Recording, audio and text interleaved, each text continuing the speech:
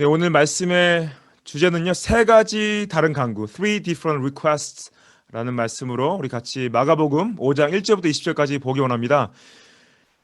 저희가 지난주에 예수님께서 제자들과 함께 갈릴리 바다를 건너가시면서 바다와 바람을 잠잠케 하심을 저희가 보았죠. 4장 35절부터 41절까지 예수님께서 자연에 대한 권위를 나타내시는 걸 봤습니다. 오늘 5장 1절부터 20절까지는 예수님께서 귀신을 쫓아내는 영적 세계의 권위를 드러내시는 걸 저희가 볼 것입니다. 그리고 다음번에는 5장 후반부 21절부터 43절까지 예수님께서 야이로의 딸과 혈루증 여인을 고치심을 보면서 예수님께서 질병을 향한 권위를 드러내시는 걸 저희가 볼 텐데요. 이 세 가지 권위에 대한 이야기를 통해서 예수님께서 자신의 주권을 드러내심을 저희가 함께 보고 있습니다.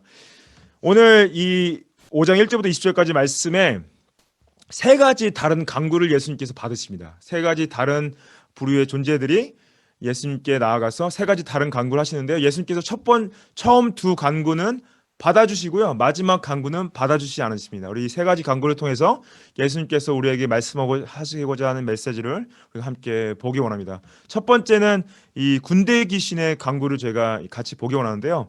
5장 1절을 보시면은 예수께서 바다 건너편 거라사인의 지방에 이르렀다 하시죠. 바다 건너편은 뭡니까? 예수님께서 지난주에 저희가 봤듯이 갈릴리 바다 건너편에서 비유로 가르치는 거 마치시고 그 하루의 사역을 마치신 다음에 밤새 이제 갈릴리 바다 건너오시는 가운데 있어서 저희가 그 파도와 바람을 잠잠케 하시는 사건을 저희가 지난주에 봤습니다. 건너와서 거라사인 지방으로 오신 거죠. 이 동쪽 이제 지방인데요. 동쪽 지방에 건너오셔서 2절에 보시면은 배에서 나오심에 그래요. 배에서 나오심에 곧 더러운 귀신 들린 사람이 무덤 사이에서 나와 예수를 만났다 그러죠. 그래서 배에서 나오신 곳이 아마 그 귀신이 있었던 무덤에서 멀지 않았던 것 같습니다. 그래서 귀신 들린 사람이 예수님을 나 만났다 해요. 여기서 더러운 귀신 들린 사람 그러는데요. 더러운 귀신 들린 사람은 영어로 man with an unclean spirit 그럽니다. unclean spirit. 그래서 불결한 영을 가진 사람을 말하는데요. 이걸 봤을 때 한 인간이 어떤 귀신한테 붙잡힘을 받아서 지배받을 수 있는 것을 이제 말씀에서 말씀하시는데 이것이 귀신의 존재를 성경에서 인정한 것을 저희가 볼 수가 있습니다. 마태복음에 병행되는 사건 구절을 보면요. 한 사람이 아니라 두 사람이 나오긴 하는데요. 마가는 아마 귀신 들린 상태가 심한 사람을 좀 더 강조했던 것 같습니다. 3절에 보시면은 그 사람은 무덤 사이에 거처 했다 그래요. He lived among the tombs. 당시 이 팔레스타인 지방에는요. 이 더러운 귀신 들린 사람이나 아니면 정상적으로 생활하기 힘들거나 되게 심한 병을 걸린 사람들이 무덤 근처에서 정상적인 사람들과 같이 생활할 수 없기 때문에 무덤에서 기거했다고 합니다. 당시 무덤들이 우리나라 무덤 같이 땅을 파서 한 무덤이 아니라 자연적으로 생긴 동굴이라든지 아니면은 인공적으로 동굴을 만들어서 무덤을 사용했다고 합니다. 예수님이 가셨던 무덤도 이제 땅을 판 무덤이 아니라 어떤 동굴처럼 생긴 무덤에서 예수님께서 묻히셨었죠. 사람들이 이제 무덤에 잘 가지 않았던 이유 중에 하나가 단순하게 무덤 지대 자체가 그냥 무서워서가 아니라 그 무덤 주위에 어떤 이런 더러운 귀신 들린 사람이라든지 고치기 힘든 병들을 걸린 사람들이 있어서 더더욱 또 무덤 사이에 사람들이 안 갔던 걸로 기록되어져 있습니다. 3절 후반에 이 귀신 들린 사람이 아무도 그를 쇠사슬로도 맬 수 없게 되었다 그래요. 이 귀신이 들렸던 사람이 흉악하여 거칠게 행동을 하니까 사람들이 이제 쇠사를 묶기 시작했는데 묶은 쇠사슬을 이제 풀고 다시 나와서 거칠고 행한 흉악한 행동들을 사람들에게 했던 거죠. 자신만 해온 것이 아니라 사람들까지 해왔는데 쇠사슬을 묶고 풀고 했는데 더 심해져서 이제 맬 수 없을 정도로 포악한 행동을 하게 된 거죠. 극도로 이제 심각하게 된 상태를 얘기를 합니다. 4절을 설명하죠. 이는 여러 번 고랑과 쇠사슬에 매였어도 쇠사슬을 끊고 고랑을 깨뜨렸음이로라. 그리하여 아무도 그를 제어할 힘이 없는지라 그래요. 이 귀신 들린 사람의 힘이 얼마나 셌냐면은 이 shackles and chains 여러 겹으로 쇠사슬을 묶고 여러 겹으로 고랑을 무르는데도 힘이 너무 세니까 이거를 다 끊고 그 사람들을 그 귀신 들린 사람을 제어하려고 해도 여러 사람이 덤벼서 제어해도 제어가 불가능할 정도로 힘이 세진 거죠. 예. 그리고 5절에 보시면은 밤낮 무덤 사이에서나 산에서나 늘 소리를 지르며 돌로 자기의 몸을 해치고 있더라 그래요. 그래서 귀신을 들렸는데 소리를 지르는데 왜 소리를 질렀을까요? 소리를 지르면 어떻게 보면 괴롭다는 거죠. 괴로운데 이 사람 몸에 다른 존재가 들어와 있잖아요. 자기 몸속에 다른 존재가 있으니까 자기 의사와 상관없이 사람들을 해하고 자기를 해하는 것이 너무 괴로운 거죠. 고통으로 소리를 지르는 거예요. 아, 진짜 벗어나고 싶은데 벗어나지 못하는 그 괴로움. 그리고 자기 돌로 자기의 몸을 해친다. 이런 고통과 괴로움의 표출로서 자학적인 행동을 하는데 정상적인 사람이라면 어떻게 합니까? 자기 몸을 귀하게 여기죠. 소중히 여기고 자기 몸을 해하지 않는데 어떤 이 귀신이 가지고 있는 그 파괴적인 영향력을 보여주고 드러내는 것을 저희가 볼 수가 있습니다. 6절에 보시면은 예수님께서 배에 내려오신 걸 보았죠. 그가 멀리서 예수님 보고 달려와 절했다고 그래요. 근데 이 절한 것이 사람이 와서 절한 것이 아니라 귀신이 예수님을 보고 와서 이 사람의 몸을 입은 귀신이 데려와서 예수님께 절하는 거죠. 그래서 어떻게 보면 비정상적으로 소리 지르고 자학하고 사람을 해했던 행동들을 가진 이 사람이 귀신이 하나님의 아들을 알아보고 달려와서 절을 한 겁니다. 왜 그런지 이제 이유가 나오는데요. 7절에 보시면은 큰 소리로 부르짖더래요. 큰 소리를 부르짖는 것은 일반적으로 귀신들이 소리 지르는 것은 이제 저희가 알 수가 있는데 지극히 높으신 하나님 아들 예수여 그러죠. Jesus, Son of the Most High, Son of the Most High. 이렇게 이 고백을 들었을 때는 귀신이 예수님을 경배하려나? 귀신이 예수님을 믿나? 그런 신앙 고백처럼 보일 수 있습니다. 근데 이런 거는 신앙 고백이 아닙니다. 신앙 고백이 아니고 예수님께 이제 원망 어린 호소를 하러 온 거예요. 이게 같은 이야기가 나온 마태복음 8장에 보면은 이 귀신 뭐라고 하면 때가 이르기 전에 우리를 괴롭게 하려고 여기 오셨습니까? 그래요. 때가 이르기 전에 우리를 괴롭게 하려고 여기에 예수님께서 오셨습니까? 물어보는데요. 이 때가 언제냐? 이 때는 귀신들이 예수님께 물어와서 그 때를 말할 때는 예수님이 최후 심판, 재림하시는 날 오실 그 심판에 모든 귀신들이 감금될 걸 알고 있었기 때문에 그 계시록 20장 10절에 나오죠. 감금될 걸 알고 있었기 때문에 그때가 이르기 전에 우리를 괴롭게 한다는 게 뭐냐면 예수님의 심판이 아직 이르지 않았는데 벌써 우리를 심판하러 오셨냐? 그걸 이제 말하는 거죠. 그렇기 때문에 와서 지극히 높으신 하나님의 아들 예수여 왜 벌써 우리한테 오셨습니까? 왜 벌써 우리를 심판하러 오셨습니까? 그러기 때문에 와서 소리 지르고 이제 절을 하는 거죠. 뭐냐? 나는 아직 심판받고 싶지 않습니다. 아직 이 사람의 몸에 있어서 내가 이 사람을 지배하기 원하고 쫓겨나지 않기 원하고 내가 심판받기를 원치 않습니다. 그리고 7절에 보시면 나와 당신이 무슨 상관입니까? 그래. What have you to do with me? 아까 말씀하신 대로 왜 나를 심판하러 오셨습니까? 그 표현을 나와 당신이 무슨 상관입니까? 이 나와 당신이 무슨 상관입니까? 하는 것은요. 유대인들이 주로 썼던 관용적인 표현이었다고 합니다. 사사기에도 나오고 열왕기상에도 나오고 역대하고 나오고 이게 유대인들이 날 좀 가만히 두어라 할 때 Leave me alone 하는 표현이에요. Leave me alone. 예. 나와 당신이 무슨 상관입니까? 유대인들이 날 좀 가만히 두어라 할 때 쓰는 표현입니다. 원하건대 하나님 앞에 맹세하고 나를 괴롭히지 마옵소서 그래요. I adjure you by God, do not torment me. 이게 귀신이 좀 웃기죠? 하나님 앞에서 맹세해달라고 그래요. 좀 웃기는 사람을 괴롭히고 있는 존재가 예수님 앞에 나와서 하나님 앞에 맹세해서 나를 나를 하나님 앞에 맹세하고 나를 심판하지 말아 주십시오. 그렇게 말하는 거죠. 어떻게 보면 하나님이 허락하지 않으면은 쫓겨날 수밖에 없다고 생각하는 귀신이 막말을 하는 거나 다름없습니다. 스스로 이제 스스로 보호하기 위해서 스스로 심판받지 않기 위해서 하나님의 권위에 호소하는데 예수님이 하나님이시죠. 예수님이 하나님 권위를 가지신 분한테 하나님 앞에서 나를 심판하지 말아라 말하는 거죠. 그래서 나를 괴롭히지 마소서, 나를 상관하지 마소서, 나를 쫓아내지 마소서. 이게 뭐냐? 누가복음 8장 31절에는 무저갱으로 들어가게 하지 말아 주십시오. 이렇게 나를 지옥에 떨어뜨리지 말아 주십시오. 이렇게 표현하는 겁니다. 근데 8절에 보시면은 오늘 본문 8절에 보시면은 이는 예수께서 이미 그에게 이르시기를 더러운 귀신아 그 사람에게서 나오라 하셨어요. 그러니까 이 말씀을 하시기 전에 7절에 귀신이 예수님께 하나님의 이름으로 간구하기 전에 이미 예수님께서 귀신아 사람에게서 나오라 말씀을 이미 하신 거예요. 말씀하신 상태에서 귀신이 나오기 바로 직전에 예수님께 간구를 했다고 이제 표현을 할 수가 있습니다. 예수님께서 이 고귀한 인간 가운데 더러운 귀신이 들어간 걸 보시고 즉시 나오라고 명령을 이미 하셨던 거죠.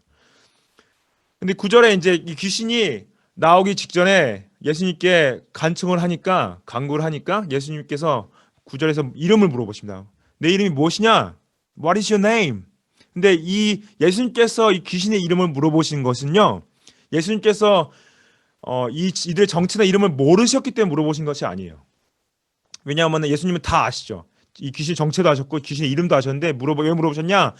같이 함께 있던 제자들한테 이 귀신의 정체를 깨닫게 하시고 동시에 또 같이 함께 보고 있던 사람들한테 귀신의 정체를 알게 하시기 위해서 그리고 또 귀신이 자신에게 굴복함을 보여주시기 위해서 그럼 제자들이 본 거죠. 와 귀신이 예수님께 굴복하네. 와 귀신이 이런 정체성 이런 존재였네. 알게 하시는 거죠. 그래서 9절에 보시면은 이름을 말해요. 내 이름은 군대니 우리가 많음이니이다. 그죠? 군대라 할 때 여기서 영어로 보시면은 My name is Legion 그래요. We are many. 군대라는 뜻이 이 당시에 로마 군대에 군단이 있었습니다. 군단을 표현하는데요. 한 개 군단이 6천 명이었다고 그래요. 6천 명. 굉장히 큰 많은 사람들이 군단 안에 들어가 있죠. 근데 그때 당시 그 로마 군단이 6천 명이었다고 해서 이 귀신들이 자신들이 6천 마리의 귀신이라고 말하는 건 아닙니다. 그냥 단지 많은 무리다 이렇게 표현하기 위해서 리전이라고 말한 거고요. 이 사람이 힘이 왜 셌는지 저희가 알 수가 있죠. 왜냐? 이 군대와 같은 마귀가 그 사람 안에 들어가 있으니 힘이 그 군대의 힘같이 힘을 가지고 있던 거예요. 간접적으로 이 사람이 힘이 왜 셌는지 설명하는 거죠.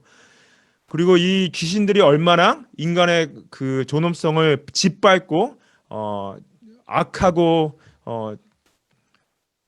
얼마나 포악했는지를 저희가 볼 수가 있습니다. 10절에 보시면은 자기를 그 지방에서 내보내지 마시기를 간구했다 그러죠. 그래서 이 오늘 말씀의 첫 번째 간구가 이 군대 마귀의 간구입니다. 왜 지방에서 내보내지 말라? 이 똑같은 말을 누가복음에서는 무적행으로 들어가게 하지 말라 간구해요. 누가복음 8장 31절에 무적행으로 들어가지 말라는 건 뭐냐? 무적행은요 이미 마귀의 세력 중에 일부가 지옥 가운데 들어가 있는 거죠. 무적행은 지옥이죠. 그래서 예수님 아까도 말씀드렸듯이 예수님이 마지막 때 재림하셔서 심판하실 때 모든 사단과 마귀의 무리들이 갇힐 곳 이것이 무적행입니다. 그래서 갇히기 전에도 전까지 마귀들이 활동을 하고 있는 거죠. 인간들을 괴롭히고 전쟁을 일으키고 사람들을 은탕하게 하고 사람들을 유혹해서 하나님과 멀어지게 하고 믿음을 갖지 못하게 하고 또한 하나님을 따르는 사람들을 유혹하는 이 지방에서 내보내지기 말라 하는 건 뭐냐? 예수님 내가 이 지방에 계속 있어서 계속 활동하고 싶으니까 나를 무적행으로 보내지 말아 주십시오. 지옥불에 떨어뜨리지 않게 하십시오. 이렇게 이제 간구하는 거예요. 근데 예수님께서 마침 그때 11절에 보시면 거기 돼지의 큰 떼가 산 곁에서 먹고 있는지라 그래요. 그래서 무적행으로 보내지 말라 하는 것을 간구를 받아주십니다. 예.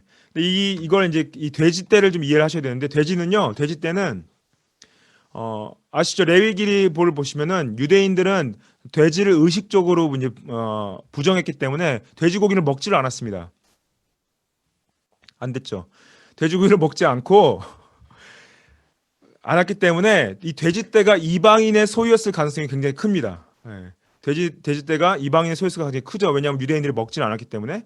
근데 하지만은 당시 이 로마인들이나 이방인들에게 팔기 위해서 욕심이 많고 불경건했던 유대인들이 이 돼지떼를 소유해서 키웠을 가능성을 배제할 수가 없습니다. 이 당시에 로마 신전이라든지 로마 다른 이제 이방 신들의 제물에 있어서 돼지들이 사용되어지고 돼지고기를 먹었기 때문에 돼지를 키워서 이방인들에게 팔 수 있었을 경우도 있죠. 누구의 소유였던 상관없이 마침 이 돼지떼가 있었다는 건 뭐냐? 돼지떼가 있으니까 이 돼지떼 귀신들이 자신들을 무적행에 보내지 말고 돼지떼에 들어가려고 이제 부탁을 하는 거죠. 그래서 12절에 보시면 간구하여 이르되 우리를 돼지에게로 보내어 들어가게 하소서 그래요. They begged him. Send us to the pigs. Let us enter them. 그래서 예수님께서 이 군대막의 첫 번째 간구인 이 돼지떼 들어가게 해달라 이걸 허락해 주세요. 허락하시죠. 13절에 보시면 허락하신데 더러운 귀신들이 나와서 돼지에게로 들어가매 거의 2,000마리가 되는 떼가 바다를 향하여 비탈로 내려다라 바다에서 몰사했다 이렇게 기록이 되어 있습니다. 이 귀신들이 생각했던 건 뭐냐? 아, 우리가 돼지떼로 들어갔을 때 무적행으로 가지 않을 수 있다 생각한 거죠. 지옥에 떨어지지 않을 수 있다. 그래서 돼지떼가 마침 지나가니까 간청한 걸 허락하죠. 그래서 이것이 돼지들 속으로 들어갈 때 예수님께서 허락하시기 때문에 이 돼지떼가 죽은 거가 예수님의 책임이 될 수가 있습니다. 그렇죠? 이거에 대해서 이제 사람들이 대부분 두 가지 질문하는데 첫 번째 질문 뭐냐? 그럼 만약에 귀신들이 동물 속에 돼지 같은 동물 속에 들어갔다면은 그 동물 속에 들어가서도 활동할 수 있냐? 그게 첫 번째 질문이고요. 두 번째 질문은 만약에 그러면은 이 돼지떼가 예수님께 아니고 타인의 재산이었다면은 어떻게 그 타인의 재산에 동의를 구하지 않고 손상을 시킬 수 있냐 하는 윤리적인 질문을 던질 수가 있는데요. 첫 번째 그 종교적인 질문, 귀신들이 동물에 들어가서 활동할 수 있냐? 활동할 수 있다고 이제 말을 하시는 겁니다.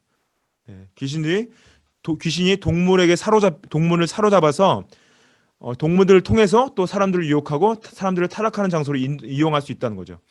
두 번째 이제 이 윤리적인 질문, 이 어떤 예수님께서 남의 소유인 돼지떼를 죽게 하신 책임을 가지시는데 이거에 대해서 이 윤리적인 질문에 있어서 윤리를 봤을 때 소유에 대한 윤리보다 존재에 대한 윤리가 더 중요하기 때문에 이게 괜찮다고 설명이 됩니다. The ethics of human existence is more important than ethics of material possession. 이게 소유보다 인간의 존재가 더 중요하다. 그래서 철학적으로 존재가 소유보다 앞선다 이렇게 표현을 해요. 그래서 소유는 뭐냐? 소유는 수단이지만은 존재는 목적이라고 이게 설명합니다. 그래서 임마누엘 칸트라는 사람이 인간은 영원히 목적이 될 수밖에 없다.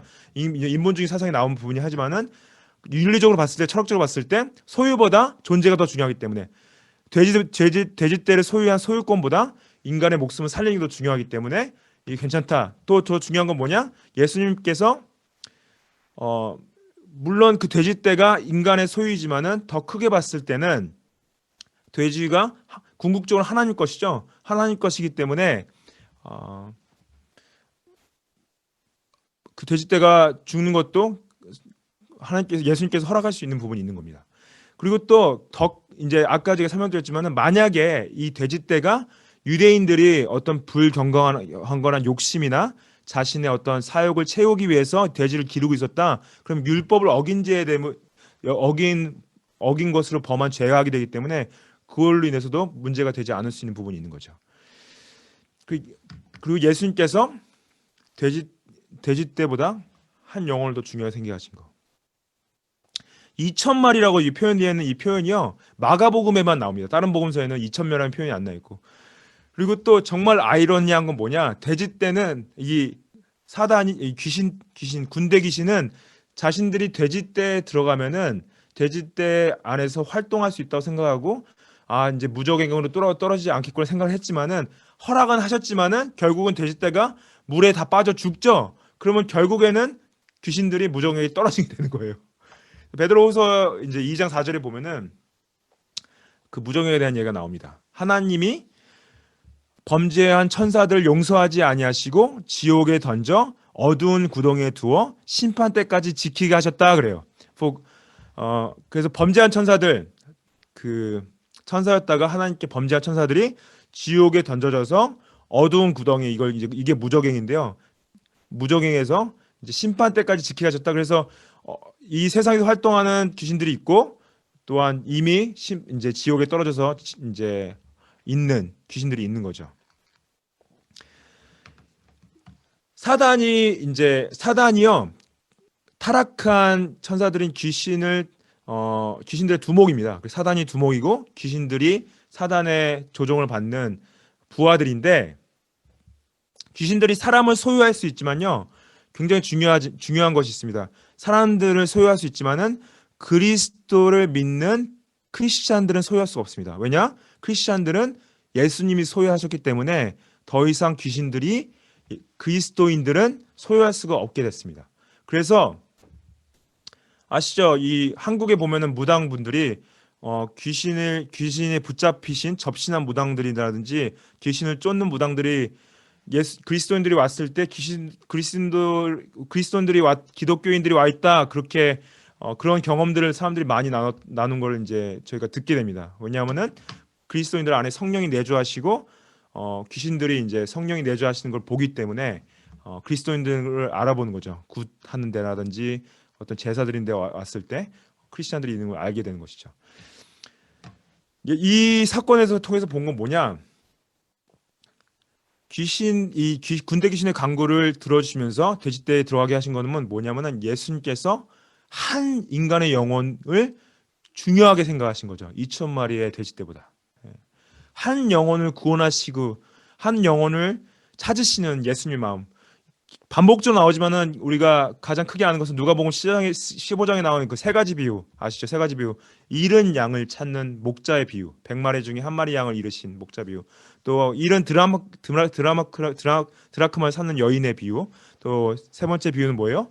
잃은 아들을 되찾는 아버지의 비유. 탕자를 되찾는 아버지의 비유. 그 세 가지 비유. 그 예수님께서 한 영혼을 향한 한 영혼의 구원을 향한 한 영혼의 중요성을 강조하시는 부분이죠. 여기서도 동일하게 우리가 한 영혼을 얼마나 구원을 중요하게 생각하시는지 예수님께서 이 군대 귀신에게 영적인 권위를 드러내시면서 저희가 볼 수가 있습니다. 한 영혼을 귀하게 생각하는 것이 저는 영적 부흥에 굉장히 중요한 요소라고 생각이 들어요. 우리가 많은 사람을 보기 이전에 한 영혼을 마음에 품고 한 영혼을 위해서 한 영혼의 구원을 위해서 기도하고 생각하는 거. 지금 마음에 품고 계신 혹시 한 영혼이 계신가요? 그분에게 전화도 해주시고 메시지도 보내주시고 사랑해주시고 도와주시고 생각해주시고 케어하시는 그 한 영혼이 계신가요?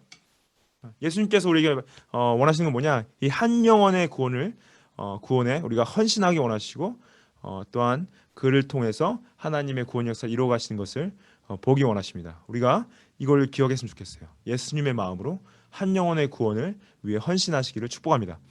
두 번째 강구는요, 마을 사람들의 강구가 나옵니다. 14절에 보시면은 치던 자들이 도망하여 읍내와 여러 마을에 말하니 사람들이 어떻게 되었는지를 보러 와서 그래요.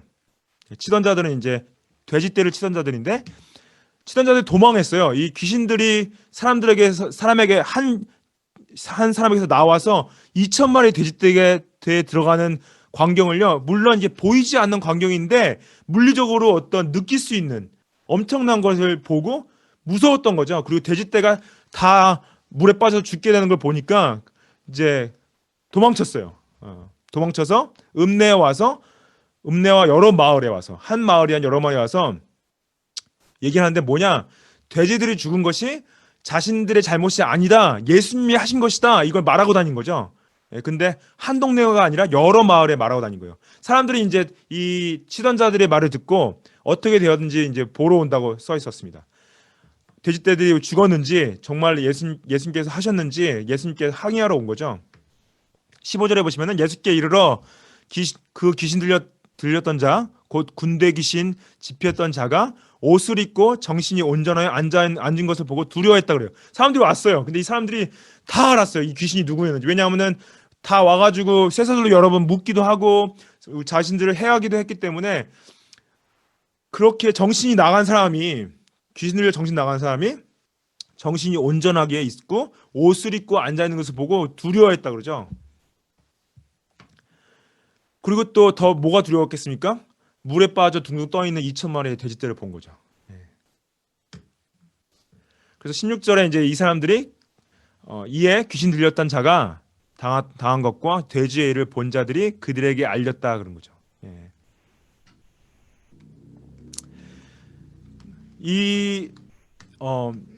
그러고 나서 이 사람들이 확인한 다음에 반응이 굉장히 중요합니다. 이제 오늘 말씀의 두 번째 강구가 나와요. 예수님께 17절에 보시면은 어떻게 강구를 합니까? 예수님, 우리도 예수님을 믿기 원합니다. 예수님을 따르기 원합니다. 그렇게 강구하나요? 예수님께 17절에 보시면은 그들이 예수께 그 지방에서 떠나시기를 간구하더라 그래요. 떠나시기를 간구하더라. They began to beg Jesus to depart from their religion. Religion, sorry. 17절에 보시면은 이 17절 자체가요. 마태와 마가, 누가가 다 일치하게 기록을 하고 있어요. 그래서 이 목격자들의 말과 또한 사건을 가서 이제 그 현장을 확인했던 부분들이 사람들 눈앞에서 사실로 드러나는 걸 이제 얘기를 합니다. 사람들이 왜 떠나라고 했냐? 왜 떠나라고 했냐? 아마 동네 사람들이 심리적인 공포감뿐만 아니라 더 중요한 것은 더한 경제적 손실이 올까봐 두려움에 있던 거예요. 더 많은 것들을 잃을까봐. 근데 귀신도 하나님의 아들이신 예수님을 알아봤지만은 이 사람들은 자신들의 어떤 미신적인 두려움과 경제적 타산으로 인해서 이 예수님이 누구신지와는 관계없이 믿음을 가지지 않고 예수님을 떠나라고 간구했던 거죠. 왜냐? 예수님이 누구신가 보다 자신들의 잃은 재산이 더 중요했기 때문에. 그래서 여기서 중요한 것은 해석의 중요성입니다. 어려운 일이 왔을 때 해석. 만약에 우리가 예수님을 따르고 교회를 다니고 하나님을 섬길 때 만약 나의 재산을 잃게 됐을 때 내가 나한테 불이익이 왔을 때 내가 어떻게 해석하고 어떻게 반응할 것인가. 인도네시아에 선교를 갔을 때요. 한 대학생 크리스천 청년과 인도네시아 대학생 청년과 이야기를 나눈 적이 있는데 그 친구가 저한테 자신의 가족한테 일어났던 이야기를 해줬습니다. 다른 동네에 살다가 왔는데 자기가 살던 동네에 크리스찬들을 향한 핍박이 일어났대요. 핍박이 일어나서 다행히 그걸 미리 알고 도망 나오는데 그 핍박하러 온 사람들이 자신의 집을 불태웠다고 합니다.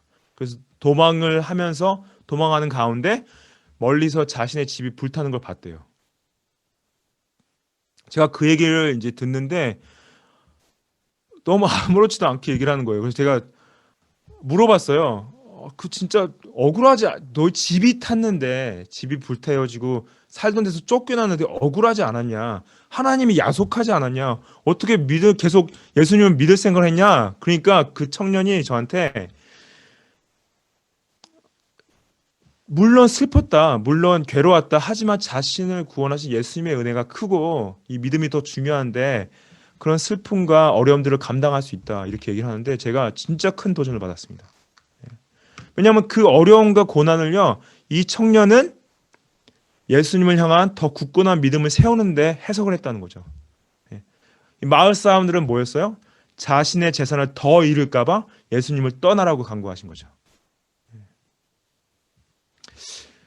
아마 우리 예배를 함께 드리시는 분 중에 예수님을 따른다는 이유로 혹시 뭐 집을 잃어보신 분은 없으시죠? 큰 재산을 잃어보신 분 계십니까? 뭐 계실 수도 있겠죠. 근데 만약에 그런 어려움과 힘듦이 왔을 때 우리가 어떻게 해석을 할 것인가? 그 해석이 굉장히 중요합니다. 그 이유를 우리가 그 어려움이 내가 예수님을 떠나라고 간구하는 이유가 되는 것인가? 해석이 될 것인가? 아니면 내가 예수님을 더 붙잡고 그렇습니다. 예수님이 나의 하나님 되시고 나의 구원자 되시고 내 메시아 되십니다. 그걸로 해석할 것인가? 다를 수 있다는 거예요. 어려운 일을 혹시 겪고 계세요? 그 어려운 일에 대한 해석이 굉장히 중요합니다. 힘듦에 대한 해석이 굉장히 중요합니다. 그 해석이 뭐냐? 그 어려움과 힘듦을 통해서 내가 예수님 붙잡고 예수님께 나아갈 것인가? 아니면 예수님을 원망하고 예수님을 버리고 떠날 것인가? 전자를 택하셔야죠. 축복합니다. 큰 재산을 잃게 되셨을 때 믿음으로 말미암아 직장을 잃게 되셨을 때 만약에 진짜 힘든 일이 왔을 때 기억하십시오. 예수님이 누구신지. 예수님은 하나님의 아들이시고 메시아시고 구원자 되시고 우리를 붙잡고 계시고 이 땅의 삶보다 더 중요한 영생을 약속하셨음을 기억하시길 축복합니다. 이제 세 번째 간구는요. 이 귀신이 나간 후에 이 회복된 사람의 간구를 저희가 볼 수가 있습니다. 18절을 보시면은 예수께서 배에 오르실 때 귀신 들렸던 사람이 함께 있기를 간구했다 그래요. 세 번째 간구가 나옵니다. 예수님께서 이제 그 일이 마치시고 다시 배에 오르시는 거예요. 오르실 때 귀신 들렸던 사람, 귀신으로부터 해방된 사람이 예수님께 와요. 예수님, 내가 예수님과 함께 있기 원합니다. 당연히 이런 요청을 할 수가 있겠죠. 자신을 자유케 하셨잖아요. 이런 엄청난 사건을 경험했으니까 예수님을 따라가기 원하고 예수님의 제자가 되기 원하는 건 당연한 어떤 강구일 수 있습니다. 근데 처음 두 강구는 들어주시는데요. 이 마지막 강구는 들어주지 않으셨어요. 19절에 보시면은 허락까지 아니하시고 그에게 이르시되 집으로 돌아가 주께서 내게 어떻게 큰 일을 행하사 너를 불쌍히 여기신 것을 내 가족에게 알리라 그래요. 처음 두 강구는 들어주시고 마지막 강구는 안 들으셨는데 왜 거절하셨어요? 왜 거절하셨냐? 그 이유는 그가 가족들과 친족들과 자기 고향으로 가서 자신이 받은 이 놀라운 은혜를 나누기 원하셨는데 예수님께서요. 여기서 보면은 go home to your friends and tell them how much the Lord has done for you. 그래서 내가 얼마나 큰 일을 행했냐 말하기 전에 주께서 내게 어떻게 큰 일을 행했냐 말씀하세요. 자신을 주로 표현하세요. 이게 굉장히 중요합니다. 내가 너한테 어떻게 했냐 말하기 이전에 주가 어떻게 했냐 자신을 주로 표현하신 거죠. The Lord has done for you. 나는 주다. I am the Lord. I am the Messiah. I am the King. I am God, Son of God. 이렇게 말씀하시는 거죠. 그리고 이 목적이 뭐예요? 내가 너를 불쌍히 여겼다. 여기서 내가 너를 불쌍히 여겼다 말씀하시는데 가족에게 알린다. 이게 뭐냐면은 다 소명이 있는데 예수님을 따르던 제자들은 예수님은 그때 따르는 것이 소명이었고 이 사람은 자신의 가족에 돌아가서 예수님이 하신 일을 전하는 것이 예수님께서 주신 소명이라는 거예요. 그래서 때로는 우리가 주님이 우리에게 주시는 계획과 목적과 어떤 인도하심이 우리의 생각과 다르게 보일 때가 있습니다. 근데 다르게 보일 때 예수님께서 다르게 인도하시는 이유는 뭐냐? 우리의 모든 필요와 상황을 우리보다 더 잘 아시기 때문에 우리가 생각과 다르게 인도하시고 소명을 주실 때가 있죠. 이 사람을 보면요. 정상인이 된 거예요. 그렇죠? 정상인이 됐기 때문에 사람들에게 가서 들어가서 정상적인 삶을 살아 하시는 거예요. 일상 속에서 자신의 예수님께서 하신 일을 예수님을 통해 변화받은 것을 그리스도 향기를 뿜어내라. 죄와 사망으로부터 자신을 구원하신 예수님을 전하라. 그리고 전할 때 변화된 삶을 살아라. 아, 예수님을 믿는 사람은 이렇게 사는구나. 그걸 보여주라는 거죠. 20절에 보시면요. 이제 그가 가서 예수께서 자기에게 어떻게 큰 일을 행하셨는지를 데가볼리에 전파하니 모든 사람이 놀랍게 여겼다 그래요. 이 데가볼리라고 써 있는 곳이요. 이제 헬라어로 디카폴레이, 영어로 디카폴리스 하는데 디카폴리스라는 뜻 자체가 10개의 도시라는 뜻입니다. 디카폴리스라는 게 10개의 도시라는 뜻인데요. 데가볼리 지방이 있습니다. 제가 이제 지도를 좀 준비했는데 지도를 보시면은 다메섹, 가나타, 히포스, 디온, 라파나, 가다라, 스키토폴리스, 벨라, 거라사, 필라델피아 이 지역 이제 보시면은 그 갈릴리 호수 동쪽편이죠. 동쪽편에 있는 지방 이 지역을 이 사람이 돌아다니면서 예수님이 자신에게 하신 이야기를 전한 거예요. 전하는데 20절에 보시면은 모든 사람이 놀랍게 여겼다 그래요. Everyone marveled.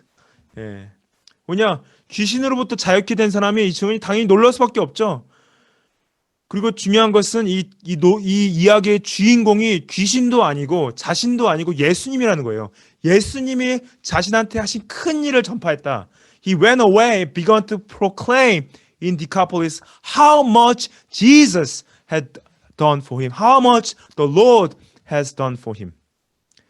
뭘 하셨습니까? 죄와 사단과 귀신으로부터 자유케 하신 그 구원이 예수님이 행하신 거죠. 예수님께서 제자들은 예수님을 따라가는 사역을 했고 이 사람은 자신의 고향에 가서 그 지방 사람들에게 예수님이 하신 걸 전했습니다. 어떻게 보면은 멜번 서부교회, 이 멜번 서부 지역이 우리를 예수님께서 부르신 데카폴리스예요. 여기가 데가볼리라는 거죠. 멜번 서부가 데가볼리. 아니면 이 온라인으로 보시는 분들 계시는 그 본인이 계시는 곳이 예수님께서 지금 부르신 데가볼리라는 거예요. For us, Melbourne West is our Decapolis. 예. 이 멜번 서부 지역에서 우리가 해야 될 게 무엇이냐? 이 사람이 했던 건 뭐예요? 자신이 어떻게 예수님을 만났고 예수님을 통해 변화된 걸 얘기를 했던 거죠. 제가 이제 그 복음이 설명되어지는 전도 설교를 할 때 기억하시죠? 세 가지 이야기를 해야 된다. 첫 번째 세 가지 이야기가 중요하다. 첫 번째 이야기는 뭐예요? 상대방의 이야기를 먼저 들어주는 거. 예. 그리고 두 번째 이야기는 제가 뭐라고 했습니까? 자신이 어떻게 예수님을 만났고 변화됐는지를 말하라는 거. 세 번째 이야기는 뭐예요? 그리고 예수님의 이야기, 예수님의 죽으심과 부활하심의 이야기, 세 가지 이야기를 설명하는 전도를 제가 말씀을 드렸었는데요. 예수님을 만나셨습니까? 예수님을 통해서 삶이 변화되셨습니까? 근데 우리가 오해하지 말아야 될 거는요. 이 귀신 들린 사람이 귀신으로부터 해방된 것처럼 어떤 엄청난 기적적인 사건을 통해서 구원받은 사건이 아니라 그냥 평범하게 어떤 믿는 가정에서 태어나셔서 예수님을 자연스럽게 믿게 되신 분들이 많이 계실 거예요. 그럼 우리가 나눠야 될 건 이야기는 뭐냐? 꼭 굳이 우리가 막 기적적으로 엄청나게 큰 사건이 있어서 그걸 꼭 나눠야 되는 게 아니라요. 일상에서 우리가 계속 예수님과 이 삶의 여정 가운데서 예수님이 우리를 어떻게 인도하셨는지를 나누시면 됩니다. 저는 멜번 서부교회에 오게 된 이 과정 있잖아요. 이 모든 과정이 예수님의 인도하심이라고 자신 있게 말할 수 있어요. 한 과정마다 예수님께서 함께 하셨고 인도하셨고 붙잡으셨을 건 제가 분명히 말할 수가 있습니다.